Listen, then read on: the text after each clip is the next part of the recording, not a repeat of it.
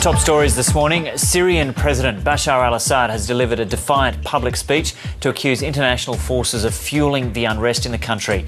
He says he won't step down and is determined to restore security in his country by hitting terrorists with an iron fist. Meanwhile, 11 Arab League monitors in Syria were slightly wounded in an attack by protesters in the port city of Latakia.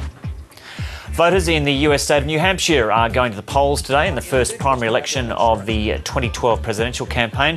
More than 300,000 registered Republicans are expected to vote across the state today. The leading Republican candidate, Mitt Romney, has had mixed results in early polling. The federal and South Australian governments say they're close to sealing a deal with General Motors chiefs in Detroit to keep Holden production in Australia. South Australian Premier Jay Weatherill says GM was considering closing its car assembly plant in Adelaide.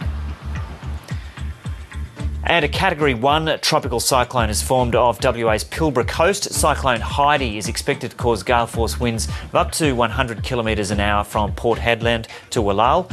The Bureau of Meteorology expects Cyclone Heidi to make landfall east of Port Hedland later tonight.